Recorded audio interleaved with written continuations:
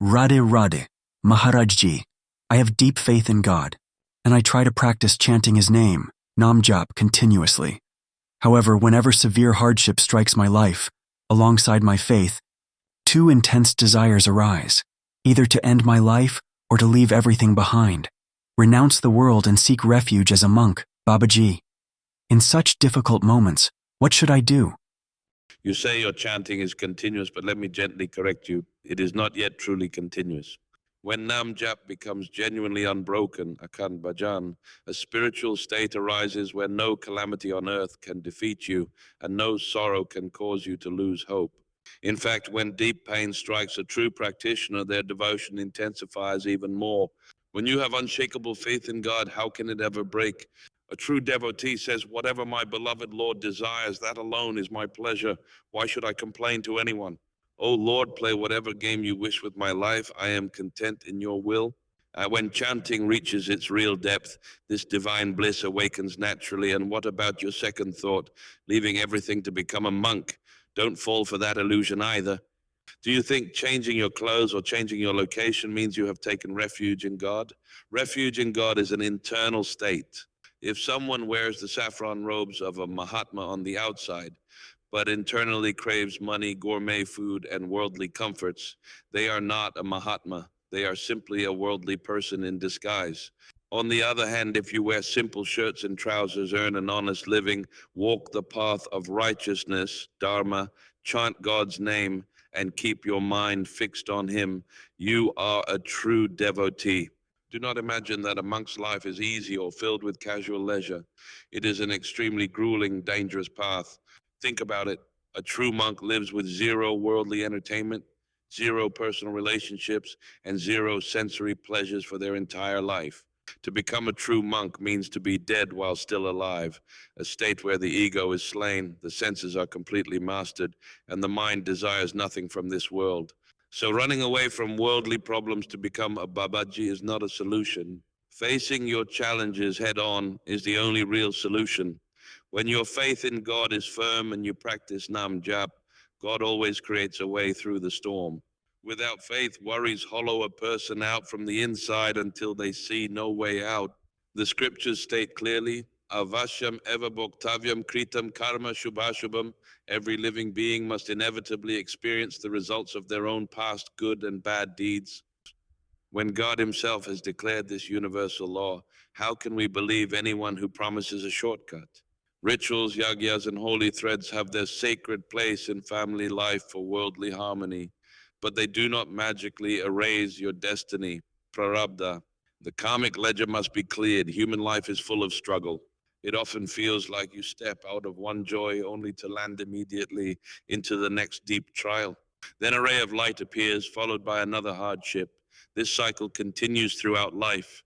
Thinking that destroying this physical body will solve your problems is a massive delusion. Ending your life does not erase your suffering. It constitutes a grave spiritual sin, Mahapayap, that hurls the soul into even deeper misery in the realms beyond. People who choose that path think they are finding relief, but in reality they are purchasing infinitely worse suffering. Suicide is never an answer. We must stand our ground, endure, and fight. Whether faced with humiliation, disrespect, or physical pain, endure it to the very last limit. Never take your own life while karma must be borne. I can share with you the true art of enduring severe pain without breaking. Keep your mind attached to God's name. When the body goes through immense trial, but the mind is anchored at the lotus feet of Lord Krishna or Sri Radha, the heart experiences supreme peace despite the external turmoil. Look at real life. Even the most educated doctors and top surgeons fall ill. If spiritual power could instantly wipe away physical destiny with a touch or a wave of the hand, why would doctors exist? I speak from direct experience. I undergo medical treatment myself. I take tablets. I undergo regular kidney dialysis, and yet I remain fully anchored in God's refuge, chanting His name continuously. Even great perfected masters like Ramakrishna Paramahamsa endured cancer in his throat. Revered saints like Hanuman Prasad Podarji endured immense bodily ailments. Destiny must be lived through. The real secret is to chant Radha Radha, endure the phase with grace, and cross over. If a child was meant to be born according to your karma, it would happen wherever you went. If it was not in your destiny, no place on earth could grant it. What people call a miracle is simply a coincidence of timing with your own past good karma.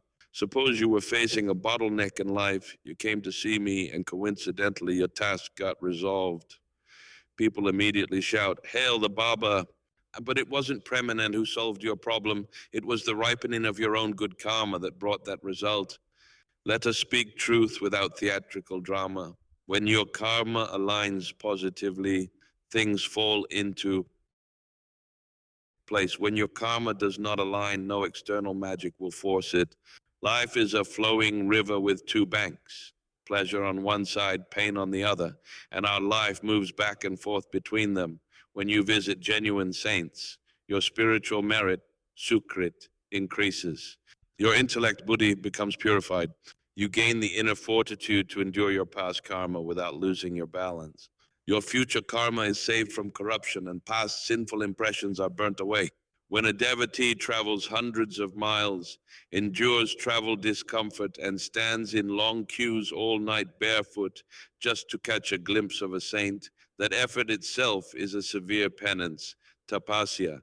That pure intention and arduous pilgrimage generate immense positive karma. When their wish gets fulfilled later, they think, Premanand did this for me.